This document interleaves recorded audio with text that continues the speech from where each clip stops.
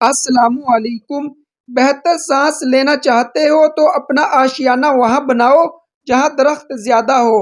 70 سال کا بڑھاپا 20 سال جیسی جوانی چاہتا ہے تو نہار منہ ابلا ہوا انڈا شہد کے ساتھ کھایا کرے۔ وہ مرد کبھی بوڑھا نہیں ہوتا جو ہفتے میں ایک دفعہ بادام بکری کے دودھ میں بھگو کر کھاتا ہو۔ زندگی میں خوش رہنے کے لیے چہل قدمی ضروری ہے۔ بیر کھانے سے دل کی دھڑکن نارمل رہتی ہے۔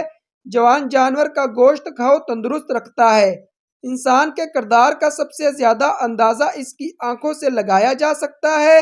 جو نہانے سے پہلے دودھ پیتا ہے اسے بھولنے کی بیماری نہیں لگتی۔ جب تک پخانہ نہ کر لو بستر پر نہ جاؤ۔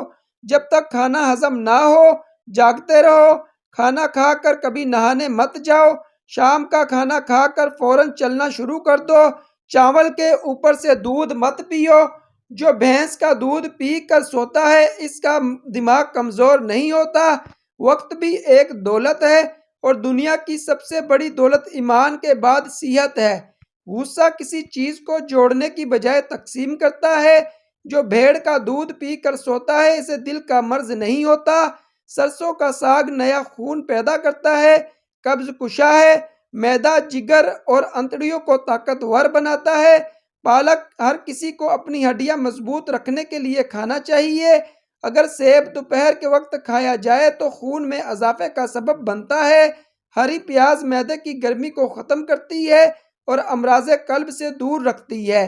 اگر جسم میں الرجی کا مسئلہ ہو تو نہانے سے چند منٹ پہلے پانی میں کدو کا تیل ڈال کر جسم کی مالش کرے اور پھر نہا لے۔ جسم کی الرجی سے نجات مل جائے گی۔ گاجر دل کی دھڑکن اور کلیجہ کے ورم کو دور کرتی ہے۔ زنا کے راستے پر چلنے سے چہرے کی رونق ختم ہو جاتی ہے۔ شوگر کے مریض لہسن کھائیں۔ لہسن جسم میں انسولین کی مقدار کو متوازن رکھتا ہے۔ زیتون کے تیل کا 1 چمچ نہار منہ کھانے سے کمر کے درد میں کمی محسوس ہوتی ہے۔ بازار کی لال مرچیں استعمال کرنے سے کینسر کا مرض لاحق ہو سکتا ہے کیونکہ اس میں بورا اور چاولوں کا چھلکا ڈالا جاتا ہے۔ تازہ خون بنانے اور جسمانی کمزوری دور کرنے کے لیے انڈا بہترین غذا ہے۔ ٹھنڈے دودھ میں شہد ملا کر کھانے سے دماغ طاقتور ہوتا ہے۔ ہاضمہ خراب ہو تو کچا شلجم چھلکے سمیت کھانے سے ہاضمہ درست ہو جاتا ہے۔ منقہ کھانے سے رنگ نکھرتا ہے۔ خشخاش کی چائے بنا کر پینے سے پاگل پن کے مرض میں کمی آتی ہے۔ رنگ گورا کرنا چاہتے ہو تو گلاب کے پانی میں گیندے کے پھول کا رس ملا کر منہ پر لگاؤ۔ ہرڑ کا سفوف بطور منجن دانتوں پر استعمال کرنے سے دانت صاف اور چمکیلے ہو جاتے ہیں اور کسی قسم کی شکایت پیدا نہیں ہوتی۔ جن عورتوں کے چہرے پر غیر ضروری بال زیادہ ہو وہ لیمن کے چھلکے چہرے پر مسلتی رہیں، غیر ضروری بال ختم ہو جائیں گے۔ کیلا کھانا کینسر کے مریض کے لیے بہت ہی مفید ہے۔ آلو بھون کر کھانے سے رنگت نکھر جاتی ہے۔ اگر خون میں کولیسٹرول بڑھ جاتا ہے تو باقاعدگی کے ساتھ بادام کھایا کریں۔ اجوائن کی دھونی لینے سے گھٹنوں کے درد میں آرام ملتا ہے۔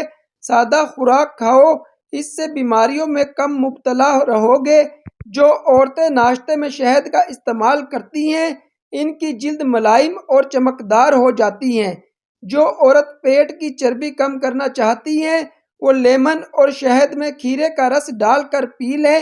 مٹی کے برتن میں کھانا کھانے سے کینسر جیسی بیماری نہیں ہوتی۔ سونف ٹھنڈی ہوتی ہے، اس کا زیادہ استعمال مرد کو بانجھ کر سکتا ہے۔ یاد رکھیں صرف چائے اور بوتل چھوڑنے سے آپ کے آدھے سے زیادہ پیٹ کے مسائل حل ہو جائیں گے۔